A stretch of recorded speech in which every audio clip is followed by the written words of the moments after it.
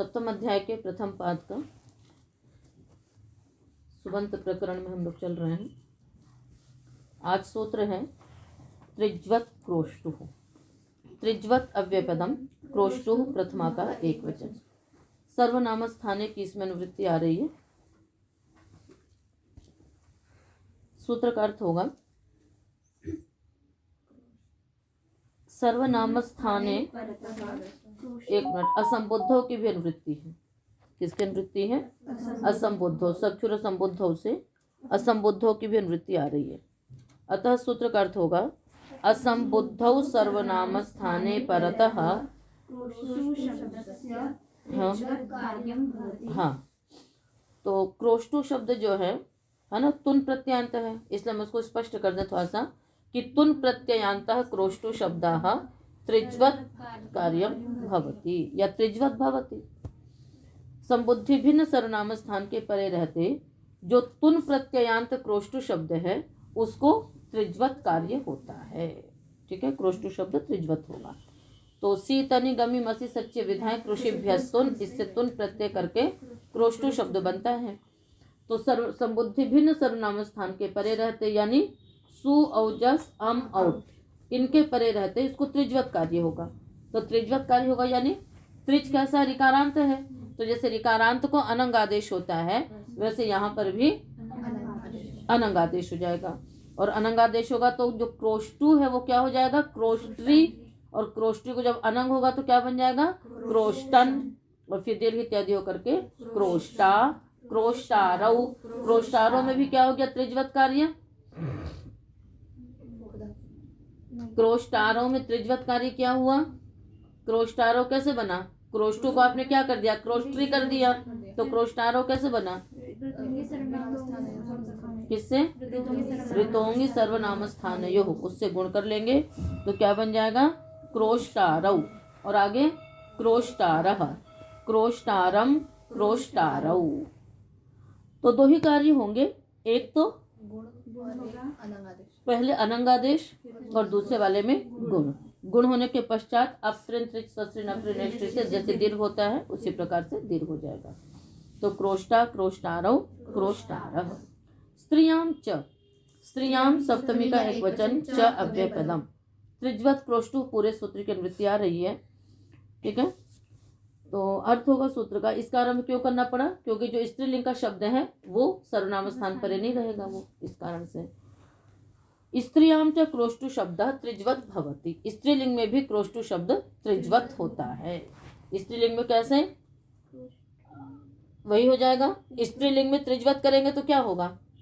क्रोष्ट्री। अब जब ये त्रिज्वत हो गया तो फिर इकारांत होने से क्या हो जाएगा? इसको नीप हो जाएगा तो क्या बनेगा? क्रोष्ट्री। अन्यथा ऊंग उतः सूत्र लगता कि जो उकारांत शब्द हैं उनको स्त्रीलिंग में ऊंग प्रत्यय होता है। इस प्रकार स्त्रीलिंग में हम इसको त्रिज्वत कर देंगे। पहले त्रिज्वत करेंगे तो क्या बन जाएगा? क्रोष्ट्री। अब त्रिज्वत होने के बाद स्त्रीलिंग का जो प्रत्यय प्राप्त है वो हो जाएगा। तो रिदुषणस ऋण्य भी होंगे से नी प्रत्यय होगा तो क्या बन जाएगा? क्रोष्ट्री, है ना। तो पूरे स्त्रीलिंग में होगा ये, है ना। क्रोष्ट्री बन गया।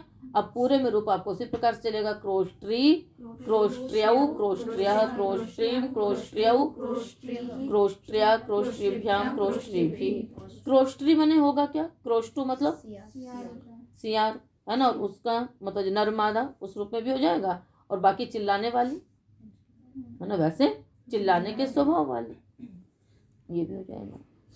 विभाषा तृतीया दिश्वचि। विभाषा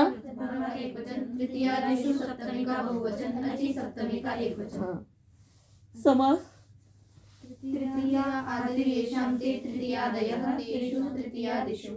हाँ, तृतीया आदिर यासाम, क्योंकि विभक्तियां हैं ये इसलिए ताह तृतीयादयः तासु तृतीयादिषु। तृतीयादिषु अजादिषु विभक्तिषु परतः। तृतीयादिषु अजादिषु विभक्तिषु परतः क्रोष्टु शब्दस्य विभाषा त्रिज्वत कार्यम। हाँ, क्रोष्टु विभाषा त्रिज्वत भवति। कार्यम लगाने की आवश्यकता नहीं। क्रोष्टु विभाषा त्रिज्वत भवति। क्रोष्टु शब्द त्रिज्वत हो गया तो कार्य भी त्रिज्वत होंगे। तो कहते हैं कि तृतीयादि अजादि विभक्तियों के परे रहते। अजादि विभक्तियां कौन सी होंगी? टा ङे ngसी ngस तृतीय आदि लेना तो शस छूट जाएगा। और हाँ ओस आम नी ओस, ठीक है ना।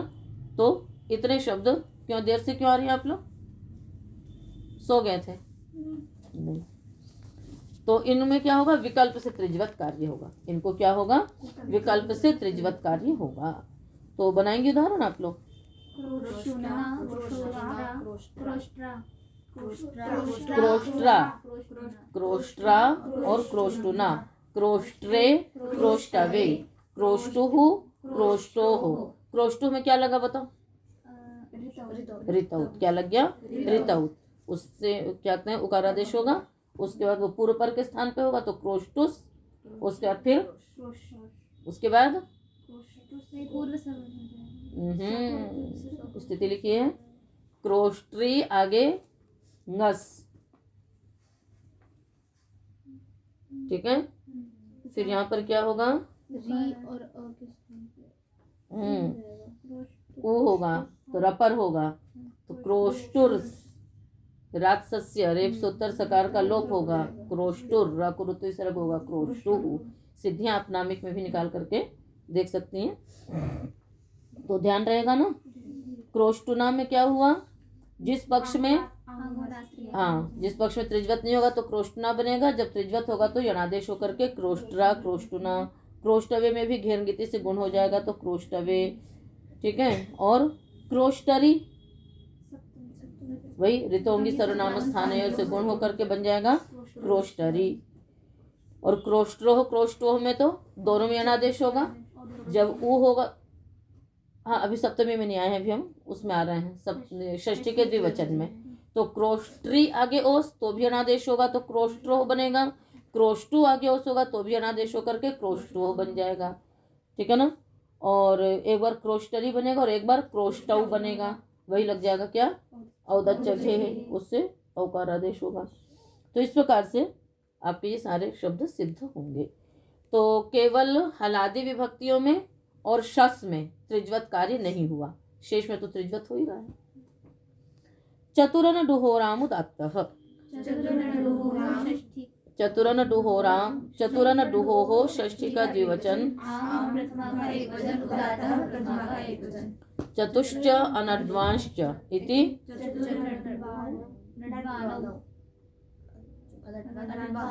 अनड्वाहौ। चतुरन वैसे अनड्वान अनड्वाहौ, वैसे चतुर अनडुहौ है ना, अनड्वाहौ नहीं बनेगा, अनड्वान अनडुहौ, क्योंकि केवल सु के परे रहते ही तो होता है ना वो। तो चतुर अनडुहौ, डुहो, चतुर अनडुः इत्येतयोः सर्वनाम स्थाने परतः आम आगमो भवति स च उदात्तः, ठीक है। तो चत्वारः और अनड्वान अनड्वाहौ, अनड्वाहः अनड्वाहम अनड्वाहौ, ठीक है। तो इसको उदात्तः कहा। आम तो आगम हो रहा है, सिद्धि तो भी पीछे आपको पढ़ाई थी। तो चतुर आगे क्या है, चतुर आगे, बहुत बढ़िया, चतुर आगे सु कौन कौन ला सकता है। अच्छा चतुर आगे सु कभी आएगा कि नहीं आएगा। और प्रिय चतुर आगे क्यों, तो एक हो जाएगा अन्य पदार्थ के हिसाब से, ठीक। तो चतुर आगे जस सर्वनाम स्थान पर है। आम आगम हुआ, आम कहाँ बैठेगा, ऊ के बाद। तो चतु आम यणादेश, चत्वाम,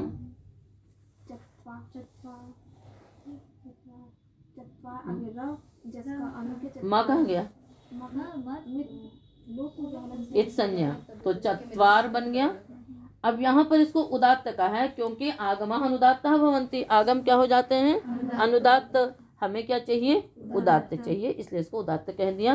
तो स्वर क्या हो जाएगा, च अनुदात्त, अब फिर वही कैसे स्वर होगा, करो। चतु, चतु आगे आ, तो चतु अनुदात्त, आ उदात्त, फिर स्वरित हो जाएगा आ को स्वरित। आम आगम हो रहा है तो आम आगम को तो उदात्त कह रहे हैं, तो जब वो उदात्त रहेगा तो स्वरित कैसे हो जाएगा, हाँ, तो यणादेश किसको हो रहा है? ऊ को हो रहा है। ऊ क्या है? यदि अनुदात्त है तो किस सूत्र से आप अनुदात्त के बाद अनुदात्त के यणादेश को अपस्वरित कर देंगी? अच्छा, उदात्त के यणादेश उदात्त स्वरित और यण स्वरित अनुदात्तस्य से वो क्या करता है? उदात्त और स्वरित का जो यणादेश हाँ, तो यहाँ पर तो चतुर स्वरित कैसे हो गया? पहले चतुर के स्वर को तो सिद्ध करो।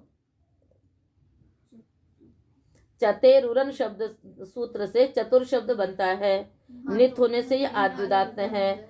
च उदात्त रहेगा तो तू उदात्त से उत्तर अनुदात्त को स्वरित हो जाएगा। तो च उदात्त है पहले और तू स्वरित है और आ उदात्त है।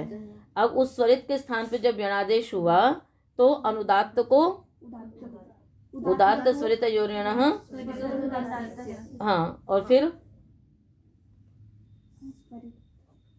अनुदात्त को क्या हो जाएगा? तो ये अनुदात्त था ही कहाँ?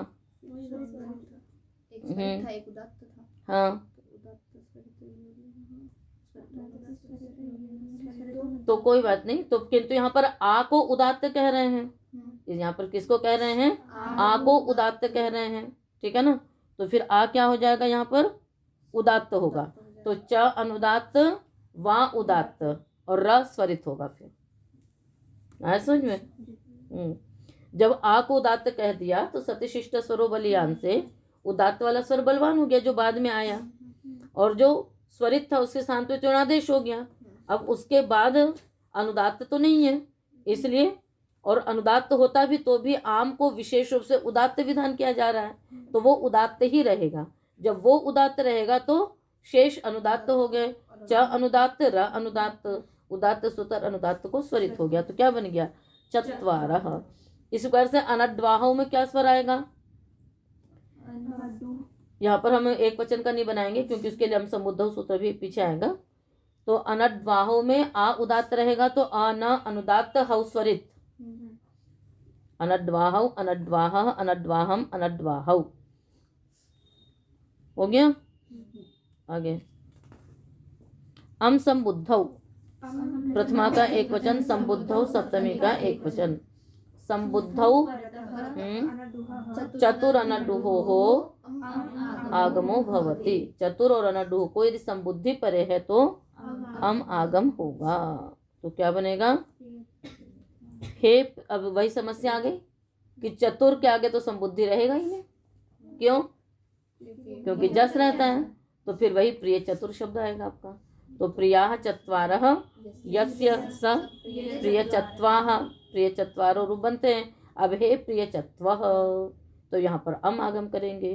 तो प्रिय चतुर आगे सु, अब ये संबुद्धि है तो बन जाएगा।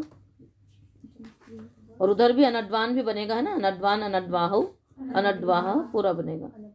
संबुद्धि में बस अनड्वन, हे अनड्वन। ठीक, और ये भी इसमें कुछ विशेष नहीं कहा। उदात्त की निवृत्ति नहीं ला रहे हैं, है ना?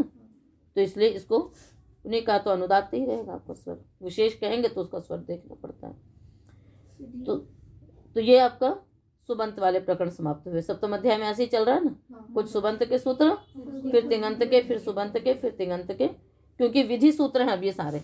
आगे कौन से हैं सूत्र? सारे 2-3 सूत्रों को छोड़ करके प्रायः सभी विधि सूत्र हैं। अब ये जो विधि सूत्र हैं तो सुबंतों में भी विधि होती है और तिङंतों में भी होती है, तो क्रम से दोनों चल रहा है। रीत इद धातु हो, रीतः षष्ठी का एक वचन, एक वचन। अर्थ कर दीजिए। अंगस्य का अधिकार आ रहा है। रीकारांतस्य धातोः अंगस्य इकारादेशो भवति। रीकारांत धातु अंग को इकारादेश होता है। दो बातें ध्यान देने, एक तो रीकारांत होना चाहिए, दूसरा धातु होनी चाहिए, तो इकारादेश हो जाएगा। उदाहरण बनाएंगे आप लोग। किरति गिरति, है ना? क्री विक्षेपे, है ना? ग्री निगरणे, दीर्घ रीकारांत है। आगे क्या आएगा? श। ये ध्यान में रखना कि जहां पर गुण और वृद्धि नहीं हो पाते वहीं पे सूत्र लगता है? तो क्री आगे श, आगे ति। श अपित सार्वधातु ङित्वत होने से गुण नहीं होगा। यदि गुण नहीं होगा तो फिर रीत धातु से इकारादेश हो जाएगा। कारण यह है कि दो अचों का एक साथ तो प्रयोग होगा नहीं, तो उसको फिर इत्व करके किरति गिरति प्रयोग हो जाता है। आस्तीर्णम विशीर्णम, आस्तीर्णम विशीर्णम कैसे बनेगा? आंग उपसर्ग है, आस्तीर्णम स्त्री आच्छादने, क्या है? स्त्री आच्छादने धातु से क्या प्रत्यय होगा आस्तीर्णम में? कुत्ता। उसके बाद फिर इटागम की प्राप्ति, इटागम का निषेध किससे होगा? शुकह किति से इटागम का निषेध हो जाएगा। उसके बाद फिर क्या होगा? गुण की प्राप्ति होगा, गुण का निषेध होगा। फिर ये रीत धातु से इत्व हो जाएगा। तो आस्तिर आगे त, तदाभ्याम निष्ठा तो न पूर्वस्य चदह, रेप से उत्तर निष्ठा के तकार को नकारादेश, आस्तीर्ण। उसके बाद हलिचा से दीर्घ हो जाएगा तो आस्तीर्ण। फिर अटकोपम रसाभ्याम नोना समान पदे से नत होकर के बनेगा आस्तीर्णम। और विशीर्णम में क्या धातु है? श्री हिंसायाम, तो उससे बन जाएगा विशीर्णम। ठीक है, तो दोनों स्थानों में ही इटागम का निषेध इसी सूत्र से होगा। ठीक है ना। उपधा और भी बहुत सारे उदाहरण आपने इसके पढ़े हैं, चिकीर्षति, जिहीर्षति, है ना। क्री आगे सन, फिर क्या होता है? इटागम की प्राप्ति, इटागम का निषेध, फिर सन को कित्वत करते हैं, फिर अध्ययन का माम सनी से उसको फिर नहीं, उसके बाद फिर जब कित्वत होगा तो गुण की प्राप्ति होती है, फिर उसका भी निषेध होता है, फिर अध्ययन का माम सनी से दीर्घ करते हैं, फिर उसके बाद रीत धातु से इत्व कर लेते हैं। तो किरस, फिर किरकिरस, किकिरस, चिकीर्षति बना लेते हैं। तो बहुत सारे सूत्र के उदाहरण हैं। यहाँ पर आपको किरति गिरति आस्तीर्णम विशीर्णम ये उदाहरण दिए गए। उपधायाश्च, उपधायाः रीत धातु हो पूरे की अनुवृत्ति आती है। रीता धातु की अनुवृत्ति जाएगी 103 तक और इत की अनुवृत्ति जाती है 101 तक, इसी सूत्र तक। अर्थ करेंगे सूत्र का। धातोः अंगस्य उपधायाः रीकारस्य, क्या अर्थ होगा? धातोः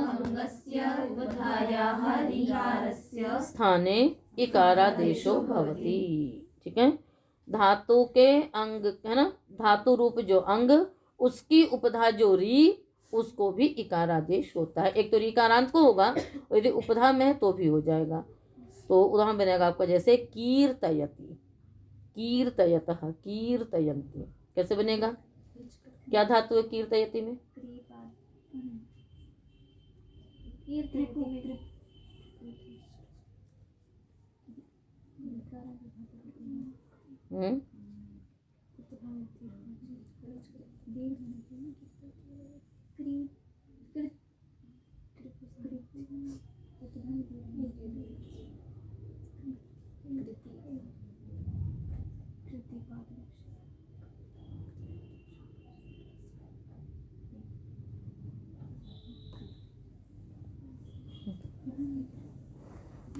क्रीत सन शब्द ने धातु पाठ की आवृत्ति छोड़ रखी है क्या आप लोग? अब जैसे ब्रह्म मेधा शिवांशीलों को बैठा करके आवृत्ति कराई जाती है, वैसे आप लोगों को भी बैठा करके डंडा लेके चलो आवृत्ति करो। इतने प्रसिद्ध शब्दों के यदि आप लोग धातुएं भूल जाओगे तो कैसे काम चलेगा? क्रीत सन शब्द ने, अब क्या हो गया? ये आगे तो संज्ञा हो जाएगी, क्रीत बचा, क्रीत आगे निच है। ठीक है, तो निच के परे क्रीत की अंग संज्ञा होगी। उस बाद फिर लघुपद गुण तो हो सकता है ना, यहाँ तो किंगित से निषेध होगा नहीं, लघुपद नहीं, इसलिए गुण होगा ही नहीं। तो अब जो क्रीत है ये अंग है, धातु है और उपधा में री है, तो इसको भी क्या हो गया? इत्व हो गया। तो क्या बन गया? कीर्त। फिर उपधायाम च, जो हलिच उपधायाम च सूत्र है उससे दीर्घ होगा, तो क्या बन जाएगा? कीर्त, आगे निच मिल गया कीर्ति। उसके बाद कीर्ति आगे तिप शप आएगा, कीर्ति शप्तिप, कीर्ते अति कीर्तयति, कीर्तयता कीर्तयन्ति। क्या धातु है? ध्यान में रखिएगा कि उपधा में भी जो है वो दीर्घ री होना चाहिए, उपधा में जो है वो भी दीर्घ होना चाहिए, तभी ये सूत्र कार्य करता है। तो कीर्तयति, कीर्तयता, कीर्तयन्ति। उदोष्ठ्य पूर्वस्य, उत्प्रथमा का एक वचन, समास करिए ओष्ठ्य पूर्वस्य में। ओष्ठ्यः पूर्वः यस्मात् स ओष्ठ्यपूर्वः तस्य ओष्ठ्यपूर्वस्य। ओष्ठ्यपूर्वः यस्मात् ऋकारात् ओष्ठ्यपूर्वः यस्मात् ऋकारात् तदन्तस्य धातोः अंगस्य उकारादेशो भवति। क्या अर्थ होगा सूत्र का? या ओष्ठ्यपूर्वः है ना, ओष्ठ्यपूर्वः यस्मात् ऋकारात् तदन्तस्य धातोः उकारादेशो भवति। कहते ओष्ठ्य पूर्व में है जिस ऋकार के, ओष्ठ्य पूर्व में है जिस ऋकार के, उस तदंत ऋकार को भी क्या हो जाता है? उकारादेश होता है। सीधा अर्थ भी कर सकते हैं कि ओष्ठ्य पूर्वस्य ऋकारस्य धातोः या ऋकारान्तस्य कर दो, ओष्ठ्य पूर्वस्य ऋकारान्तस्य धातोः अंगस्य उकारादेशो भवति। ओष्ठ्य पूर्व वाले ऋकारांत धातु अंग को उकारादेश होगा। उदाहरण बनाएंगे? हाँ, प्री पूर्ताः पिंडाः, पूर्ताः पिंडाः, पुपूर्षति मुमूर्षति। पूर्ताः पिंडाः क्या धातु है? प्री दूसरा तो कौन सा जोड़ा? प्री पालने। ठीक है, तो क्या हो जाएगा? तो प्री आगे प्रत्यय लाओगे ना पहले कोई आगे, तभी तो बनेगा। तो प्री आगे ता, फिर उसके पश्चात हाँ, पहले इटागम की प्राप्ति, इटागम का निषेध, गुण की प्राप्ति, गुण का निषेध, फिर रह गया प्री आगे त। अब इस प्री जो है ये ओष्ठ्य पूर्व है, नहीं तो इकारादेश होता, इसलिए यदि ओष्ठ्य पूर्व है तो उकारादेश होगा, तो क्या बनेगा? पू। और ये रा कहाँ से आ जाएगा? ऋतंभरा किससे? गुरन रप्रह से। ठीक है ना, तंभरा सोची मेरे से छोटी सी बात है ना, तो इसलिए फिर व्यक्ति सोचता है शायद कोई बहुत बड़ी बात तो नहीं है। कई बार ऐसा होता है ना, कोई छोटी सी बात रहती है तो सोचते यदि पूछी गई तो कोई ना कोई बड़ी बात होगी। खैर, तो रपर हो गया, तो फिर पूर्व हालीचा से दीर्घ पूर्त। ठीक है, उसके बाद फिर क्या हो जाएगा? क्यों यहाँ रदाभ्याम निष्ठा तो नहीं लगेगा? नहीं, क्यों नहीं लगेगा? रेफ से उत्तर है तो निष्ठा के तकार को नकारादेश होना चाहिए। हाँ, तो वो आप देखिए, निकालिए उसी का प्रकरण, नत्व का प्रकरण निकालिए, नत्व निषेध देखिए, वहां पर कोई सूत्र है क्या?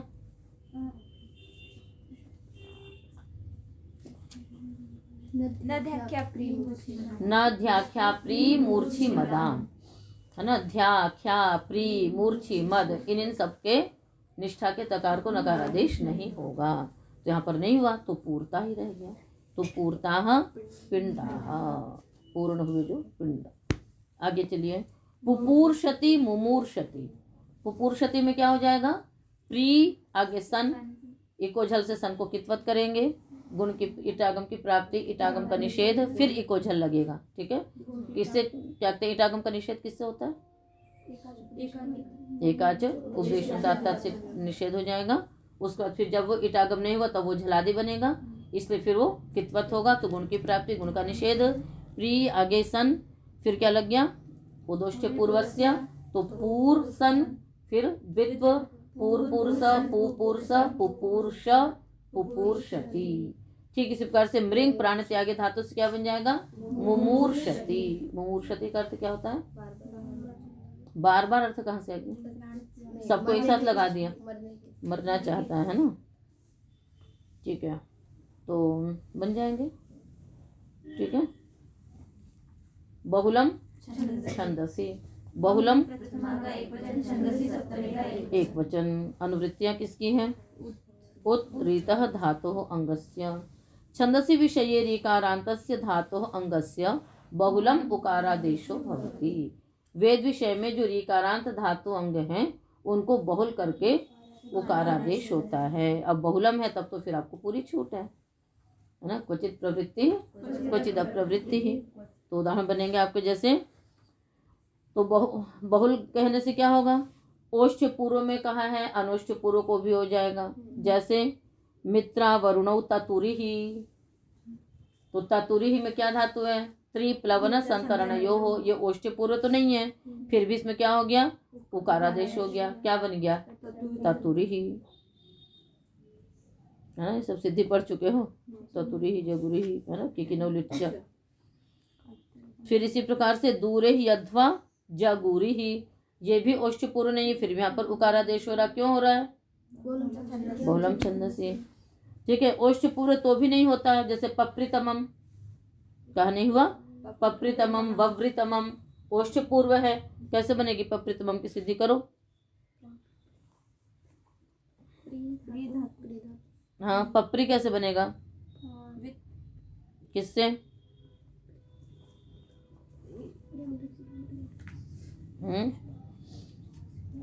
वही आद्रिगमन जना किकिनौ लिट्च। इससे आपने क्या किया? की प्रत्यय किया। की चाहे किन करिए, क्या धातु थी? प्री। प्री धातु से रिकारांत है ना, आद्रिगमन रिकारांत धातुओं से आपने की प्रत्यय किया और की को क्या मान लिया? लिट्वत मान लिया। लिट्वत माना तो द्वित्व भी होगा। ठीक है, अब देखो प्री आगे की है, कित्वत है ये, तो गुण की प्राप्ति, गुण का निषेध हो गया।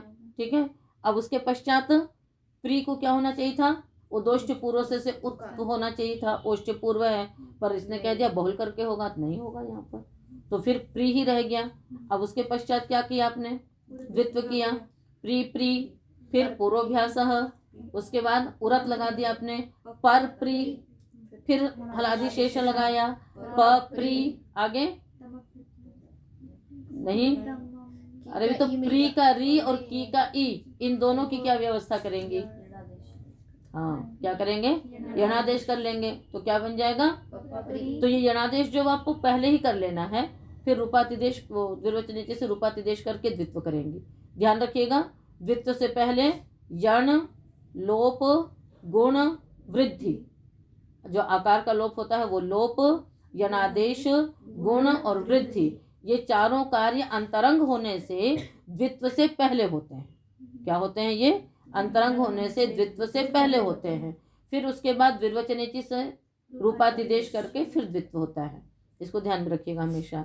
तो प्री प्र द्वित्व करेंगे, उसके बाद फिर प प्र ई पप्री बन गया। ठीक है, तो पप्री बन गया। अब इसके बाद कौन सा प्रत्यय होगा? तम प्रत्यय होगा। तम प्रत्यय तो प्रातिपदिक कौन से होता है ना, चतुर्थ अध्याय के प्रत्यय तो प्रातिपदिक कौन से होते हैं?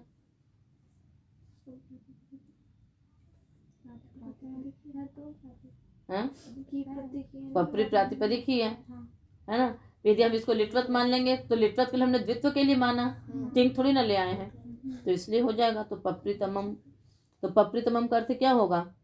पप्री मतलब पालन किया है और अत्यधिक पालन किया। इस प्रकार से व्रींग धातु से वव्रितमम बन जाएगा। पप्रीतमम वव्रितमम, कहीं हो भी जाता है पपुरी भी बन जाता है। तो हर तरह की स्थितियां दिखा दी। ओष्ठ पूर्व नहीं है तो भी उकारादेश दिखाया, ततुरिहि जगुरिहि। ओष्ठ पूर्व तो नहीं हुआ, पप्री वव्रिहि, पप्रीतमम वव्रितमम, और ओष्ठ पूर्व में हो भी गया, पपुरी बन भी गया। ठीक है, तो इस प्रकार से ये बहुलम छंदसी सूत्र ने, तो ये जो व्यवस्था थी रीत धातु उपधायाश्च की, ये वहीं पर ही लगेंगे सूत्र जहाँ पर गुण की प्राप्ति होने के बाद गुण का निषेध हो जावे अथवा गुण प्राप्त नहीं हो रहा हो, ऐसे स्थानों पर ही ये सूत्र लगते हैं। इति सप्तमाध्यायस्य प्रथमः पदः।